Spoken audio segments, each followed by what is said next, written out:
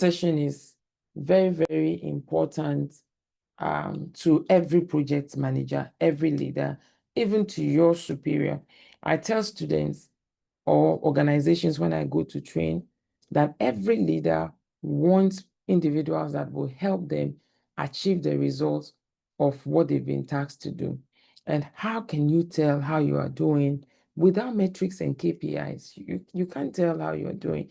It's like someone saying, I want the project to be successful. And you ask, how successful do you want the project? Very successful. You can't measure very successful. So you need to have metrics and KPIs. So today's session is focused on metrics and KPIs for project success.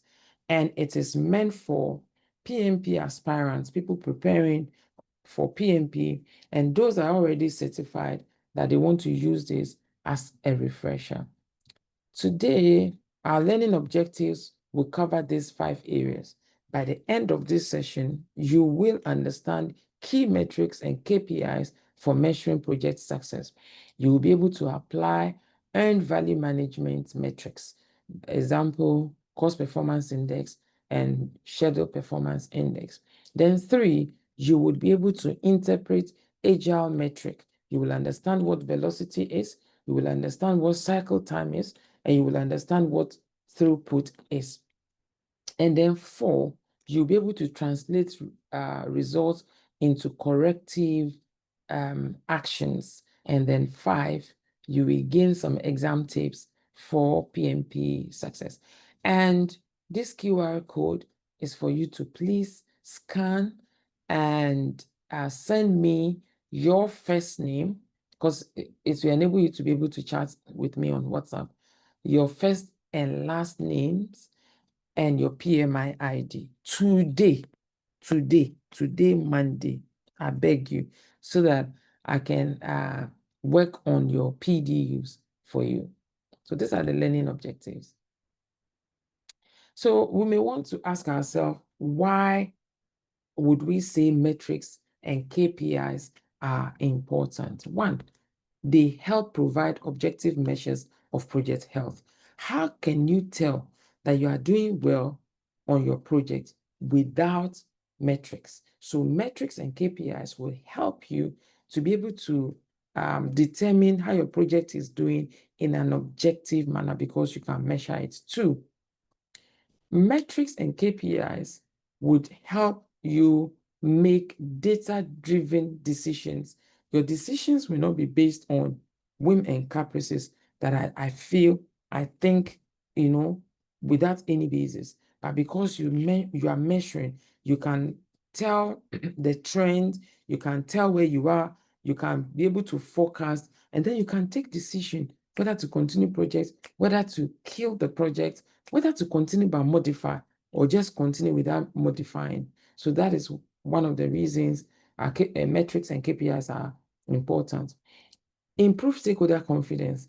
You see, when you are talking with data-driven information, it's different from guesswork. And when you speak confidently, you'll be able to forecast, and your forecast will be right. Your stakeholders will be confident, that you know what you are doing, you're able to deliver successfully. Then 4, they will help you identify corrective actions early. If, let's say, you are using EVM, earned value management, and month 1, you calculated cost variance, schedule variance, cost performance index, schedule performance index, and things are not going too well. Second month, the same. Third month, the same. Then you'll be able to forecast that, okay, if it's been like this for month 1, month 2, month 3, what will it be like for month 4, month 5? And you will have information. So you will be able to tell if maybe your resource, you are not getting the right resource, or the human skills that you require are not enough. You'll be able to determine and take actions early, instead of waiting until the end of the project before you don't say, oh, this is the problem. Okay, this project, it means we have wasted this money. No, you'll be able to take corrective actions quickly. Now, for PMP exam, metrics often appear in scenario-based questions. You will not be asked, define cost performance index, define schedule performance index. They will paint scenario for you.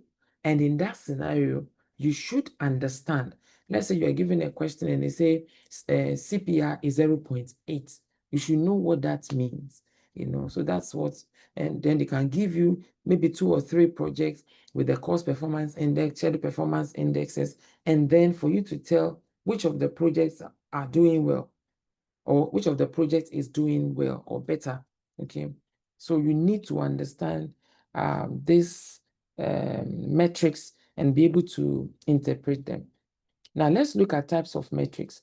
You have traditional, which is predictive, or waterfall, where you'll be able to tell how you are faring. Schedule, in terms of schedule, that's time, cost, that's budget, scope performance.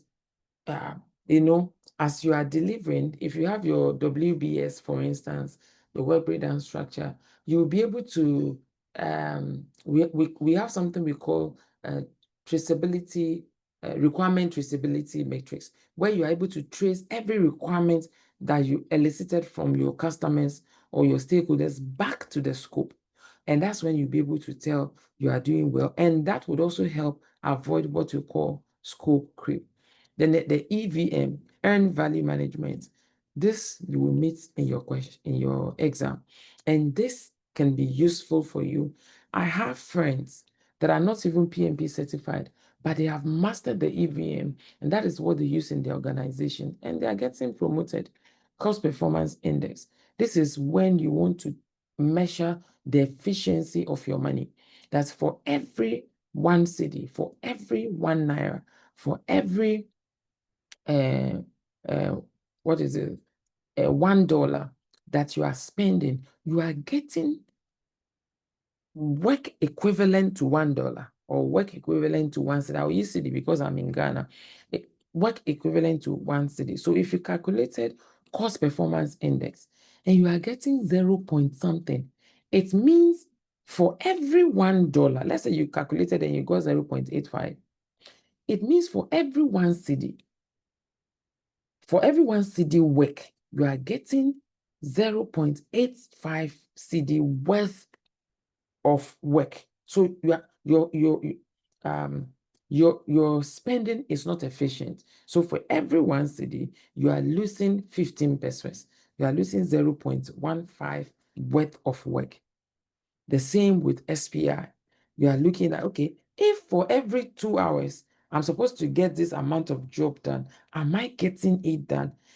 So if you do this periodically, you can tell how you are faring, and then you'll be able to forecast that we are not, whether there's going to be schedule of time overrun or cost overrun. We also have CV, cost variance. Anytime you read anything and there's variance, it means you are subtracting something from the other. So you are subtracting earned value, you are subtracting planned value from earned value, or you are subtracting actual cost from earned value. We will explain what these are in the subsequent slides. And then you have agile, where you need to understand velocity. Velocity talks about the effort that the team applies in getting their user stories or feature done in a cycle. A cycle can be iteration or sprints, depending on what you are using. And then cycle time refers to the time it takes work from, you see, you have these 3 columns, to do, then ongoing or work in progress, or doing, and then you have the 3rd column, done. So how long does it take work to move from work in progress or doing or ongoing to done? That is cycle time. And throughput refers to the quantity of work. So the difference between velocity refers to the effort that it takes to accomplish your work. And that is where you have story points to be able to measure the effort. But throughput talks about the quantity of work, the amount of user stories or the amount of features that you're able to complete in an iteration. And then burn charts, you have 2 types, burn down and burn up. Burn down shows the amount of work at a particular time. So if you check your bend down charts now, it will tell you the amount of work, maybe amount of iteration or sprint that is left to be done. If you check bend up, it shows you the amount of work cumulatively that has been completed. Okay. Then you have business value metrics. These are the reasons why projects are initiated in the first instance. You want to realize some benefits as an organization. You set up your organization to make money, and you are employed into the organization to help make money. It could also be as a result of customer satisfaction. The goal is, as you're satisfying customer, you should also be having some benefit realization. And usually, the business analyst would have done the needs assessment and come up with a gap and come up with possible projects, and then a project have been selected, and then you come on board as a project manager through the project charter. The business case that the business analyst use in justifying the project usually contains benefits realization, and it will contain benefit management plan. And in the benefit management plan, you would have metrics to be able to measure whether the said benefits have been achieved, and then to also be able to measure customer satisfaction. So now let's look at end value management, EVM. I'm sure you have seen or you have come across EVM, even if you just started your class. In EVM, you need to know these three things. Plan value, PV, refers to value of work planned to be done. Let's say we are contractors and they have invited us to build 6 rooms, okay? And each room will take 10,000 Ghana cedi, and it will take 1 month to complete 1 room. So naturally, it will take us 6 months, 60,000 to complete the project. Now, the planned value for each month is 1 room, 10,000 Ghana cedi. So if we went on site at the end of the 4th month, the planned value for 4th month is that we should have completed the 4th room, and we should have spent 40,000 Ghana cedi. That's what planned value means. Now, we have earned value. When you earn something, like a value. Hey, hi, James. Earned value. Usually, people confuse earned value with planned value. So you plan to complete 6 rooms, okay, in 6 months. Now we got there. On the 4th month, the planned value should have been completed 4 rooms, and we should have spent 40,000 Ghana cedi. But when you got there, we had only completed 3 rooms. The earned value is based on what you did expressed in the budgeted figure. So if we were supposed to do 4 rooms in 4 months, but when you got there, we did 3 rooms.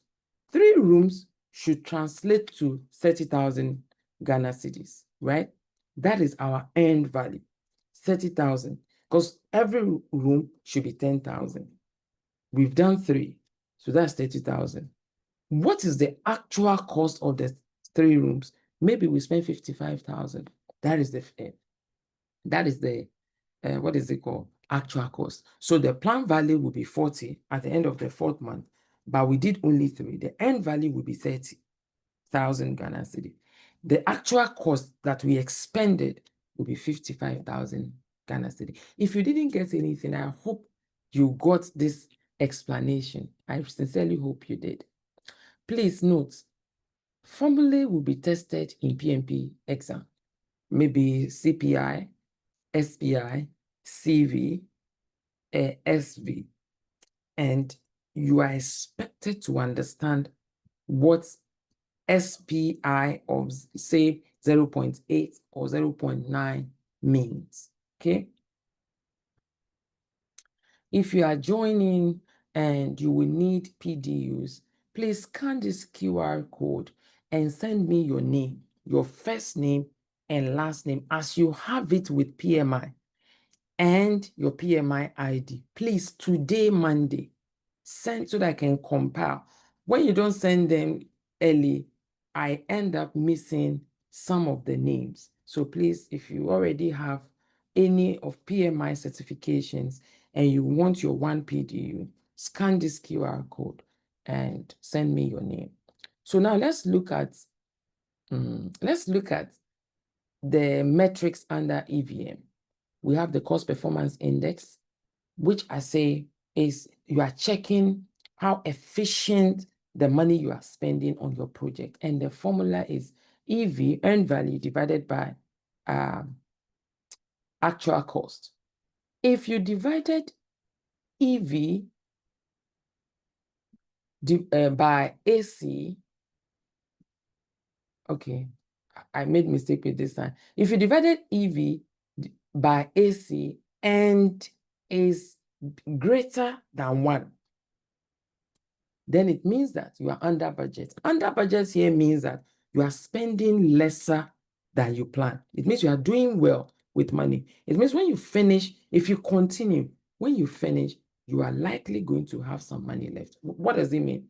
If you divided anything and you got more than 1, it means the denominator is smaller.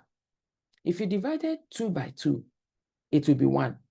2 dividing 2 will be 1. So it means if it is equal to 1, then it means you are on budget. You are expending exactly what you planned. If you divided EV by AC and is greater than 1, it means actual cost is lower than earned value. You are spending lesser than what you are earning, the actual work you are doing. So you are doing well. However, if you divided EV by AC and is less than 1, what it means is AC is bigger than EV. Then it means there will be budget overrun. You will spend more than you planned. The same with schedule performance index. If you divided EV by PV and is equal to 1, it means what you are earning, what you are actually doing expressed in your budget is equal to your planned value. You are doing well. If you divided EV by PV and your value is less than 1, you are behind schedule. If it's let's say you divided EV by PV and you got 0.9, 0.8, what it means is your planned value is bigger than your earned value. Remember, your earned value is what you actually did or what you have done as at the time you are calculating, expressed in what you plan. If you divided EV by PV and it is bigger than 1, let's say you got 1.01 or 1.1, what it means is your planned value is lower than your earned value. You are doing more than you planned. This first one is wrong. So if you are reading the slide, you have to listen to the explanation. Please note, cost performance index and schedule performance index interpretation is often tested rather than its calculation. That's why I'm trying to explain for you to understand. So if it is lesser than 1 or equal to 1 or greater than 1, you should know what it means. And you will be seeing some of this in our questions. Now, this is EVM example, where you have planned value equals $100,000, EV equals $80,000, AC actual cost equals $90,000. Cost performance index will be earned value, which is 80,000 divided by actual cost, which is 90,000. And this will give us 0.89. And it means that it's over budget. It's over budget. You are spending more. So if, as at this point, you are over budget, but if you're able to determine quickly the course, you may be able to address it. But if you don't, it means you have to go and ask management for more money. If you look at SPI, so it means for every $1 spent here, you are losing 11 cents. That's what it means. And then for schedule performance index, the formula is earned value divided by planned value. And that's also 0.8. Now, what it means is you are behind schedule. You are behind schedule because if it had been 1, the earned value divided by PV, you got 1, you are on track. But if it is less than 1, you are behind schedule and there will be time overrun. It means you will spend more time. And that is why sometimes you hear that we plan to finish this project, but we are sorry, we have to extend the timeline by 2 months. But if you had calculations like this, you'll be able to predict, you'll be able to forecast, you'll be able to address quickly because you want to find out why is the actual cost 90? What is creating this situation? And then you'll be able to address it quickly.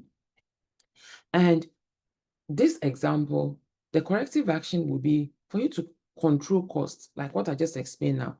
What is going on? What can we do differently to find solution? Then you may have to re-baseline your schedule because from the look of things, you will be like 20% schedule overrun. You will spend more time by 20% if it continues this way. Then we have agile metrics, velocity. I think I explained velocity not too long ago, that it refers to the effort that you exert within iteration. During your training, you would have realized that in agile, you don't really measure time because you already have a fixed cadence that maybe every 1 week, every 2 weeks, your iteration is every 2 weeks, or your iteration is every 3 weeks, or your iteration is every 4 weeks. So you have that. Now, you also need to, what you measure actually is the effort. And that is why you have maybe T-shirts where you have small, extra small, medium, large, extra large efforts. And then you also have story points where you will say, okay, maybe for this user story, it will be 5 points, story points. There's a way you are able to assign story points to tasks. That would be topic for another day. So it is more about the effort that you apply to what you do. And it's able to tell you, it will help the team to be able to forecast the amount of time, or sorry, the amount of effort the team needs to apply in an iteration. You should also know that you cannot compare velocities of two agile team or project team because they are doing different work. The team members also are different, so you can't compare, but you can compare velocity of the same team, maybe iteration 1 and iteration 2, the amount of effort exerted. So if you have a stable velocity, that means you have, for every iteration, you are exerting the same effort. If you can count it, the number of story points, iteration 1 was 20, iteration 2 was 20, then you'll be able to predict your delivery because you can tell the amount of work that you'll be able to deliver in an iteration. The cycle time refers to the time it takes for a work to move from doing or in progress, or sorry, work in progress to done. The amount of time it takes. And that usually is your sprint. Is it 2 weeks? Is it? No, let me rephrase that. That usually should be the time for the entire sprint. So shorter cycle time means you'll be able to deliver value faster. So if you had, let's say, 1 week a cycle time compared to another team that has 2 or 3 weeks cycle time, means it is after every 2 or 3 weeks that you'll be able to deliver value. But for a team that has 1 week cycle time, they will be able to deliver, even if iteration, they will need 3 or 4 iterations to get one release. They'll be able to do that in 1 month, compared to maybe other team that maybe, or even if it's the same team, having 2 or 3 weeks cycle time. And then throughput refers to the quantity of work. That's the number of work items completed in the period. You have to be careful to be able to distinguish between velocity and throughput. The velocity refers to effort. Throughput refers to the quantity of work that you are able to do in a period of your iteration. And it reveals team productivity trends, Yes. Now, this is just example of metrics. If you say team velocity, 30 story points per sprint, that is the amount of effort. The story points translates into effort that goes into the print. Okay. And the cycle time trend rising. If your cycle time is rising, if the time you are spending is increasing, it suggests that there are bottlenecks. There's a problem. Maybe there are impediments that the Scrum Master or the team lead is unable to remove or address. Okay. And then the throughput's falling. If the quantity of work being completed in an iteration is reducing or falling, it may suggest that there is resource constraints or there is technical debt. And the reason why you should know this is that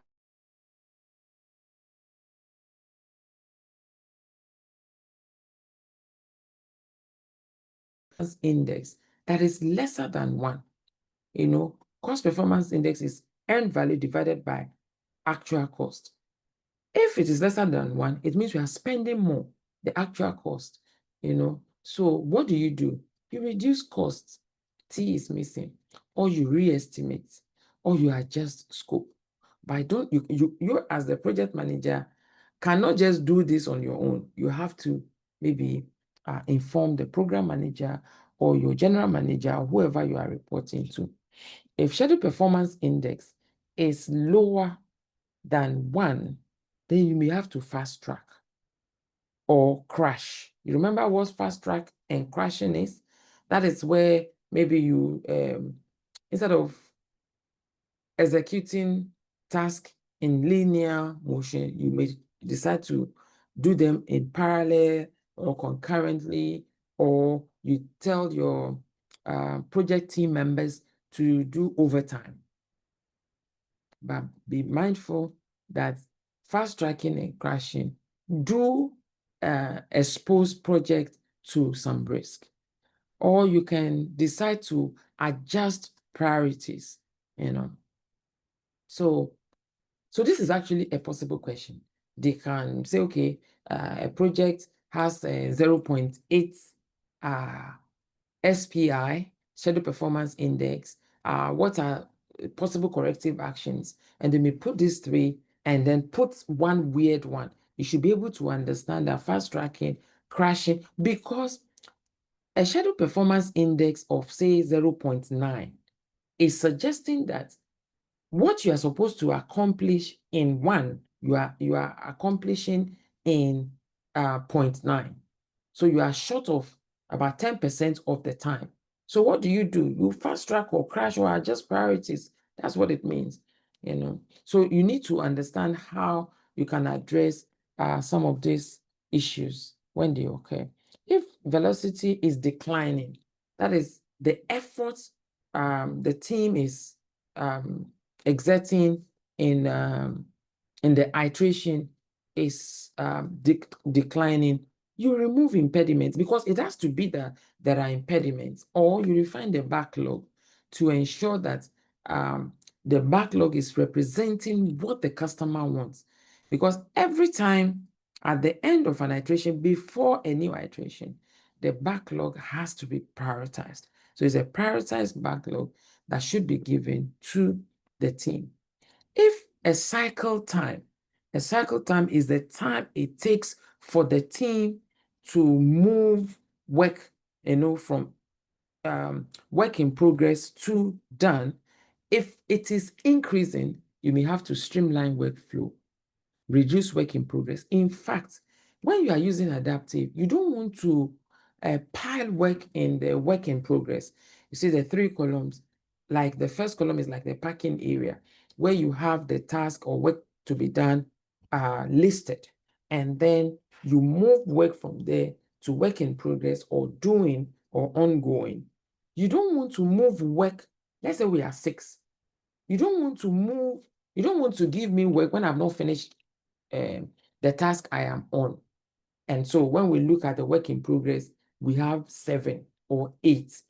It means when 6 of us are working on a particular task, there's 1 or 2 tasks that are unattended. So it's better you leave them in the to-do or plan. When we all finish, or each person finishes, as you finish, you pick the work you said you would do, because we are self-organizing, So reducing work in progress is very, very important. It's likened to just in time. The way you release resource should be just in time. You don't release resource in anticipation. That's all. Jumoke will be needing pen on Friday, so you give me the pen Monday, and then the pen is lying down. It's waste of resource. So just in time and work in progress, reducing work in progress can be likened. And then low throughput shows how you can address low puts, because low throughput is saying the quantity of work or the amount of work that you are able to complete is reducing. So what do? You check the capacity, you check the team members, if they have the capacity to handle the work, or you restructure the team. So this is like a cheat sheet for you to know how to address some of the issues that may come up. Now I have 2 slides for tips. 1, memorize EVM formulas. There's no shortcut. So, cost performance index, schedule performance index, cost variance, schedule variance. One of them should be schedule variance, SV.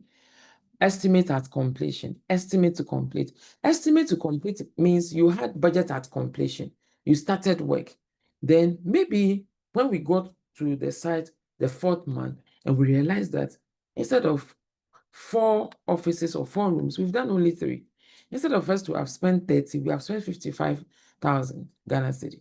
So the project manager and the team may decide that, okay, let's calculate estimate to complete. So at this point, how much do we need to complete the project?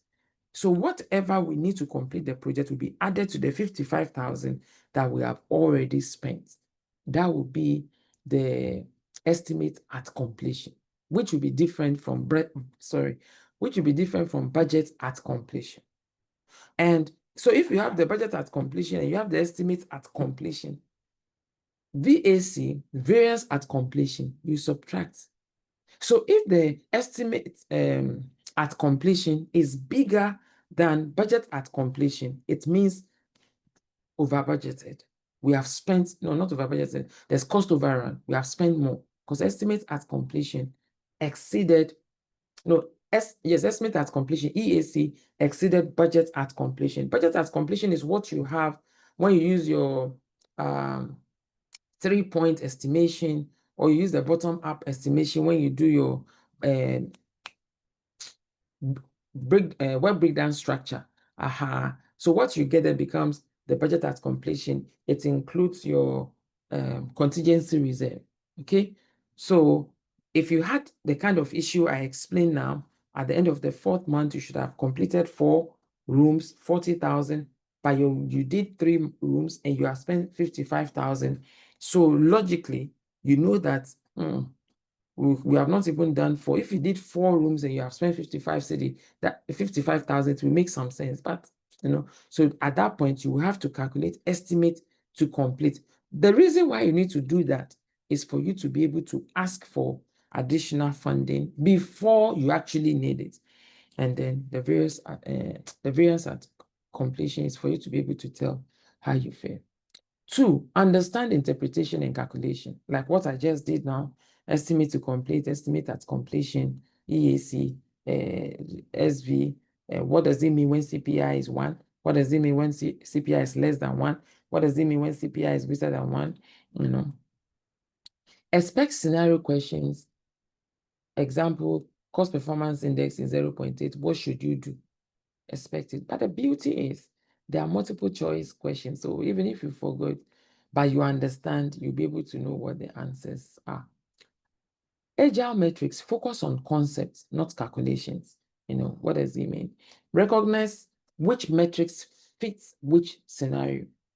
You know, you cannot be talking of cycle time or team velocity when you are adopting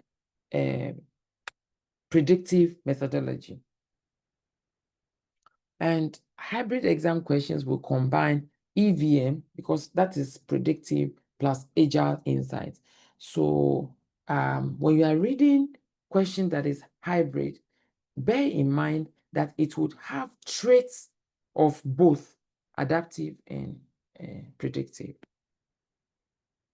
Note, you cannot manage what you cannot measure. That is why this book is very important. Get it. Measure what matters. It's my all-time favorite book. Effective project managers track the right metrics, not just any metrics.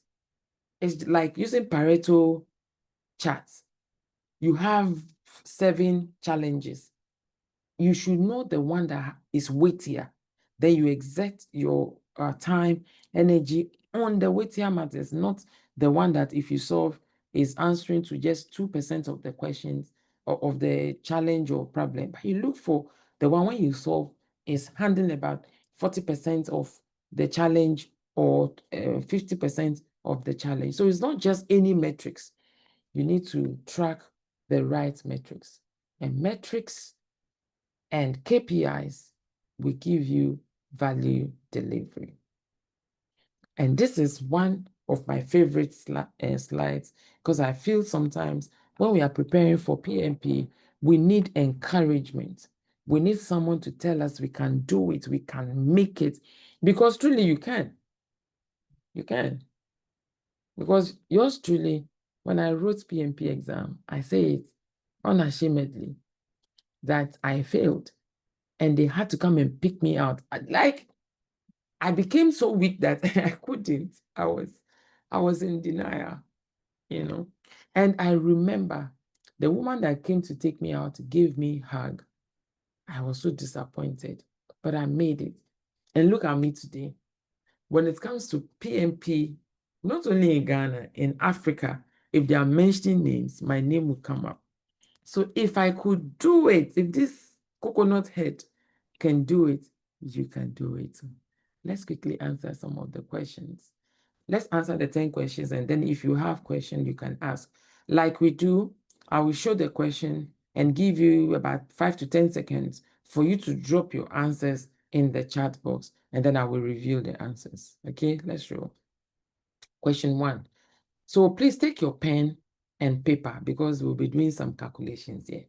A project has EV of $50,000, AC of $60,000, PV equals $55,000. What do the CPI and SPI indicate? A, CPI equals 0.83 over budget. SPI equals 0.91 behind schedule. B, CPI equals 1.2 under budget. SPI equals 0.91 behind schedule. C, CPI equals 0.83 over budget. SPI equals 1.1 ahead of 1.10 ahead of schedule. D, CPI equals 1.2 under budget. SPI equals 1.1 ahead of schedule. So please drop your answers.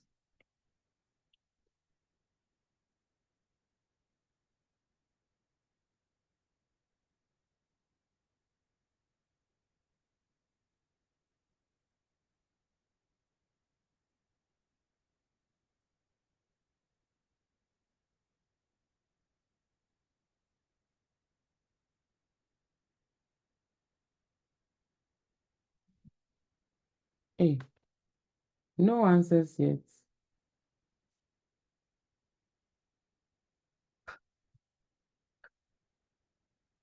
Actually, the book was given to me as a gift by the first region mentor for Africa, Ayodeji Ishmael.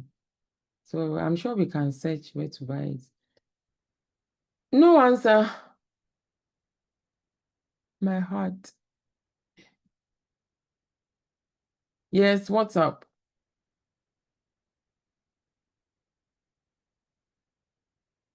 I can just call names.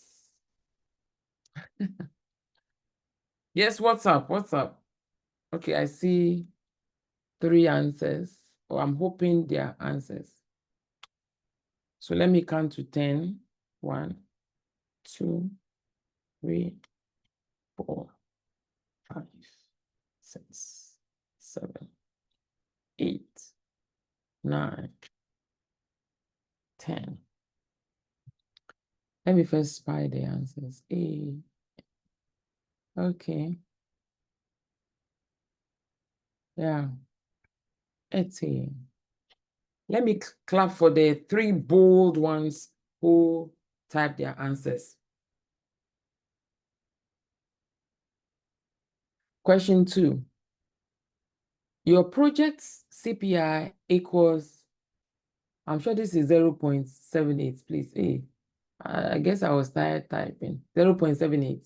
And SPI equals 0.95. Which action is best? Reduce scope and extend schedule, investigate cost overruns and take corrective action, request more resources to catch up, and D, accept the variances as within tolerance. Let's answer quickly so that we end this session on time.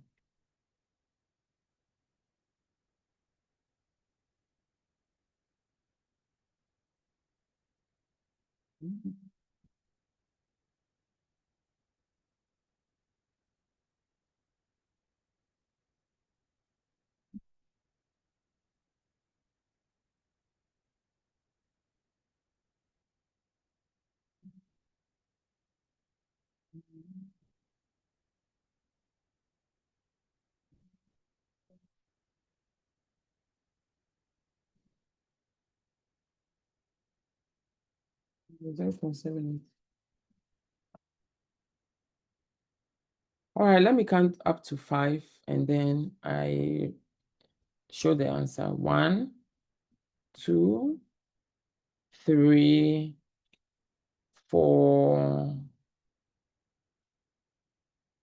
5. Let me just check answers. A, B, B, B, B, B, B. So the answer is B. I made mistake. I should have asked those who choose A to tell us why, and then those who choose B to tell us why. Anytime you see question, don't solve questions without picking the options that suggest you are investigating to understand the problem. If you choose A, you looked at it and you interpreted CPI 0.78, and it means that they are spending more, they'll be over budget. Okay, then SPI, then you decide that you have to reduce scope and extend schedule. But you need to understand why it is so. So anytime, even if you heard that 2 of your team members had conflict and it's presented in a way that one person is at fault, don't fall for the bait. You need to investigate, you need to evaluate, you need to assess before you take action. So that is why B is correct. Investigate cost overruns and take corrective action before you can know whether it's going to be reducing scope or extending schedule. Question 3. In an agile project, the team's velocity has dropped for 3 consecutive sprints. What should the project manager do first? A, replace underperforming team members. B, conduct a retrospective to identify impediments. C, extend sprint length to increase output. D, report the decline immediately to stakeholders. This one, no calculation, sharp, sharp, sharp.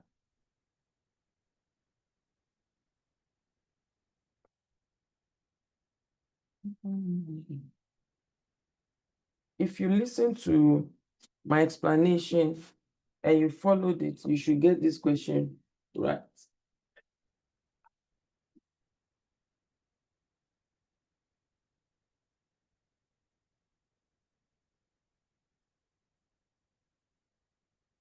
All right.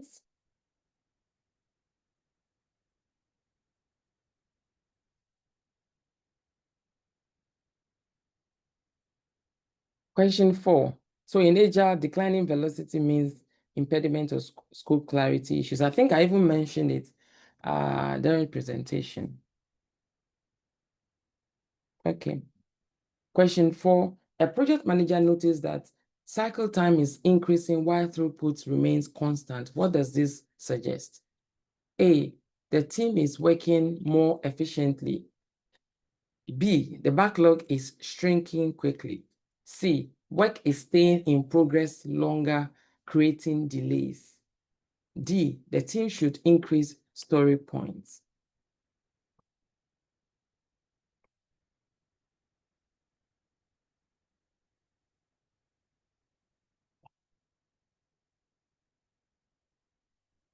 If you paid attention to the explanation that I gave about just in time for resources, I liken it to work in progress and all that. You should get this correct.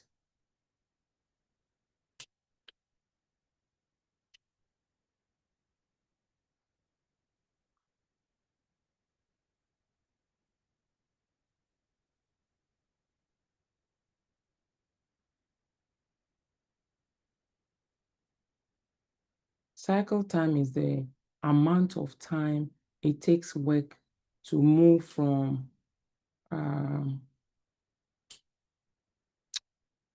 work in progress or doing to done. And throughput refers to the amount of effort. Sorry, the quantity of work. All right, let me see those who have attempted.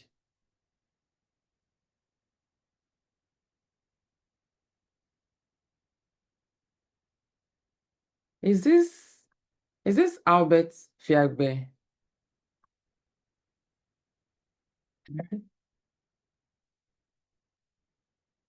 I see. So it means you are spending more time, but the work is not moving from work in progress or doing, and that will be creating delay. Longer cycle time plus flat throughputs equals work items take longer to complete, indicates bottlenecks. Question 5. Which KPI best demonstrates whether a project is delivering business value? CPI and SPI. B, velocity and throughput. C, benefit realization. D, number of completed requirements.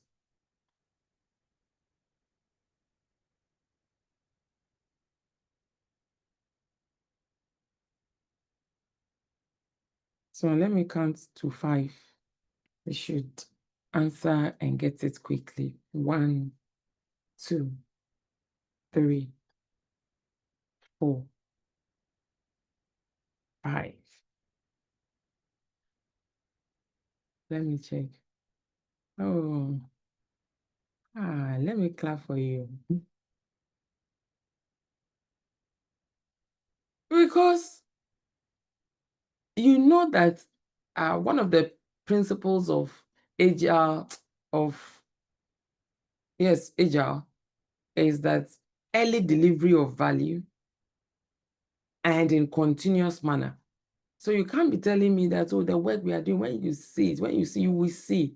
It is by benefit realization, and it's one of the reasons why minimum viable product or minimum business increment is key because it makes it easier for your customers or stakeholders to be able to see value. Okay, you appreciate it better. Question 6. During project execution, cost performance index equals 1.05 and schedule performance index equals 0.75. What does this mean? The project is ahead of schedule but over budget. The project is behind schedule but under budget. The project is behind schedule but within budget. The project is ahead of schedule and within budget.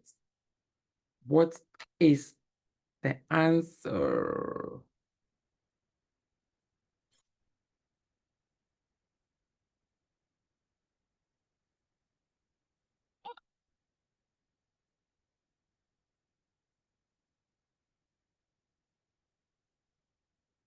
So I'll count to 5. 1, 2, 3, 4, 5. Hey, only 3 answers.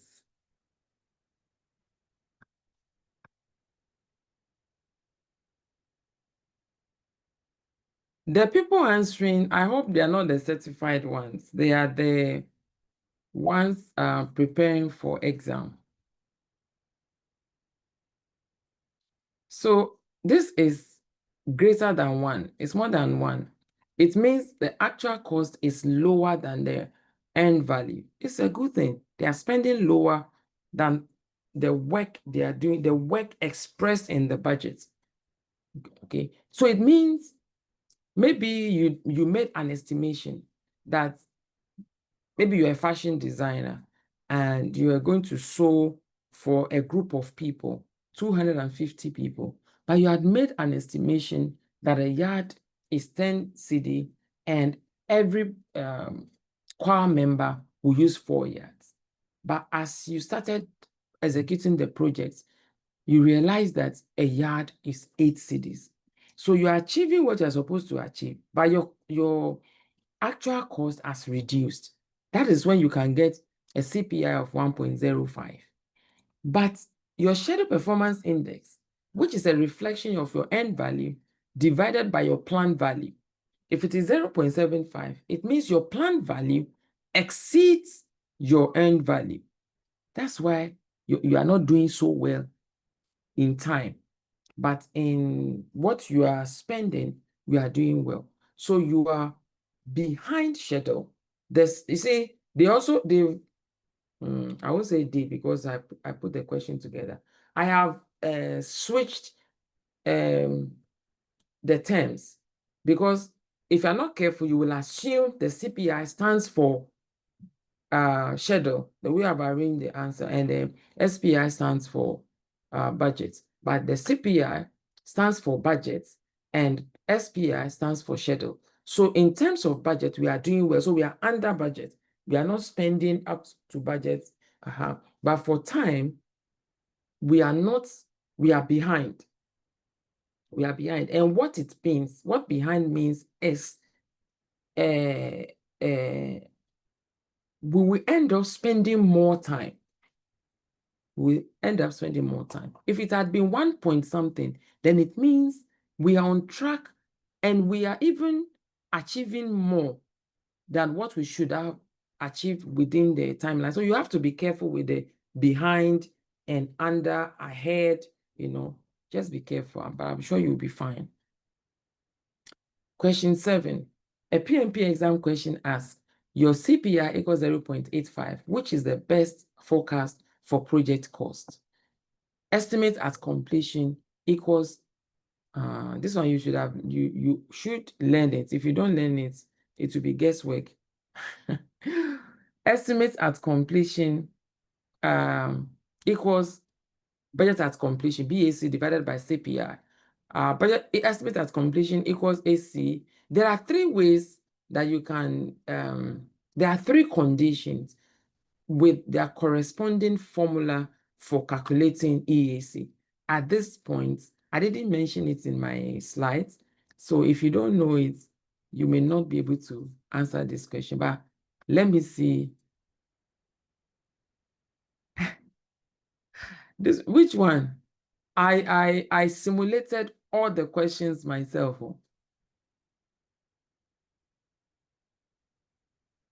Jumps. All the questions. Anyway, so is anybody here that can attempt question 7?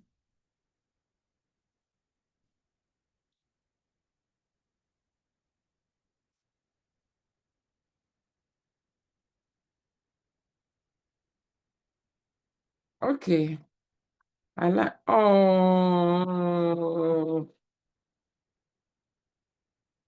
Renee, you are ready. You are ready for the exam. Good job. Good job. Cost performance index equals cost efficiency factor. The formula is BAC is most likely estimate if variances continue. Look for the different conditions that corresponds to which of the formula to use, please. Question 8. The team's throughput is increasing, but cycle time remains high. What should the project manager conclude? The team is delivering more items, but still facing delays in workflow. The team is highly efficient, no action needed. Cycle time and throughput always move in the same direction. Units of measure and currency to be used.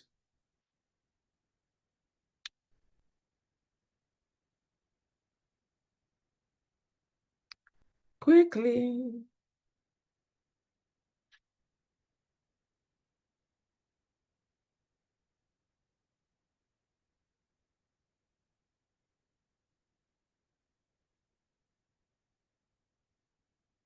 I'm counting up to 5. Thank God. Oh, 2 answers. 3, 1, 2, 3, 4.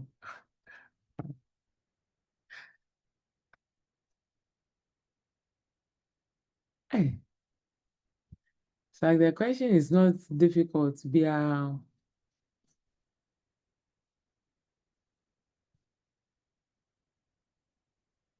Okay.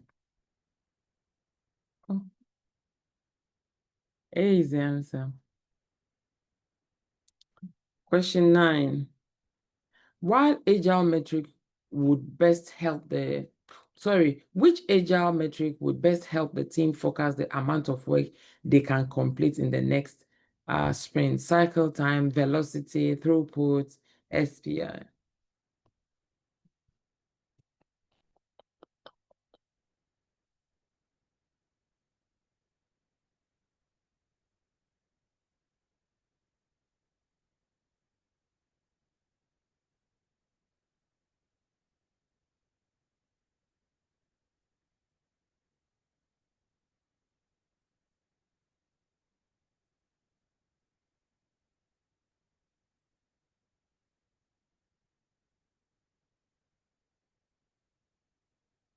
Is anybody wanting to answer before I reveal the answer? I'm expecting you all will get it.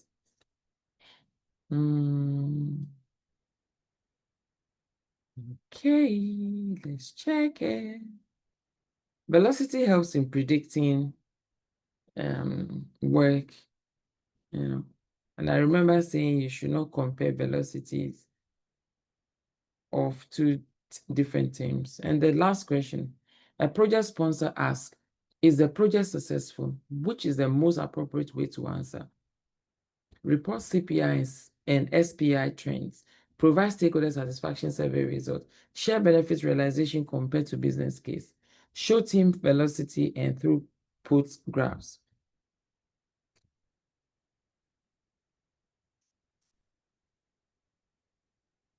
This one, you should all get it. All of you should get it. So I'm waiting for 12 more answers. That's the second one.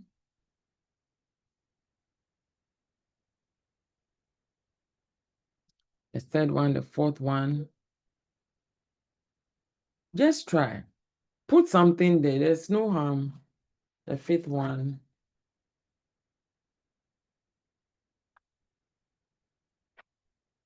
The sixth one.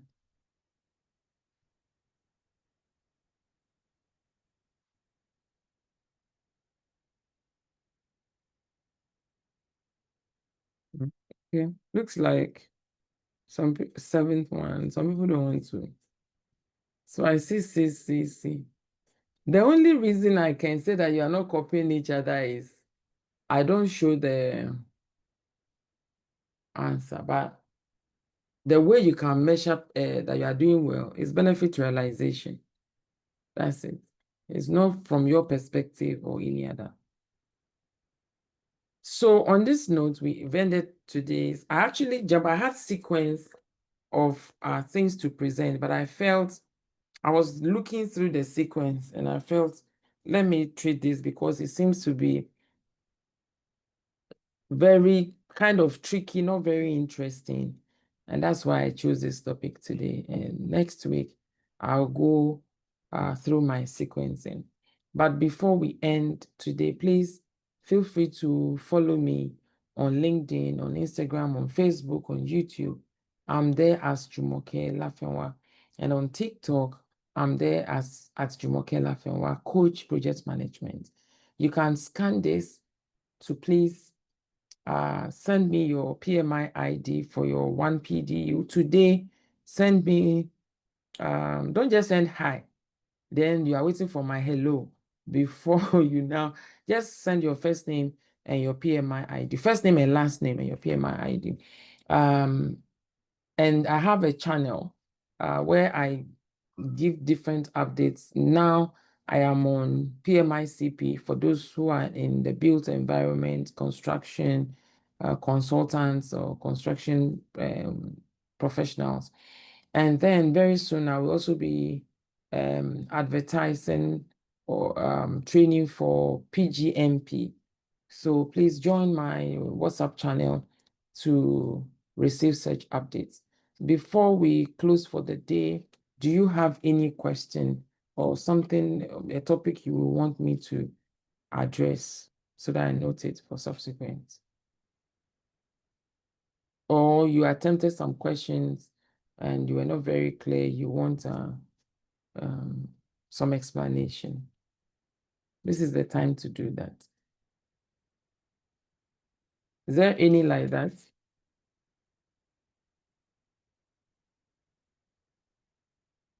Can we get the slides? Oh, yes. If you want the slides, please also scan this and send me your email address. I'm happy to share with you.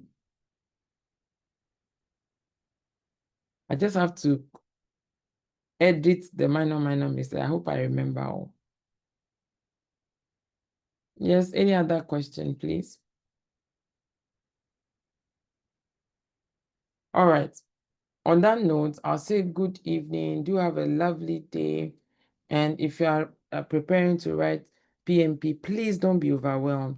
It's lots of information, but you can do it.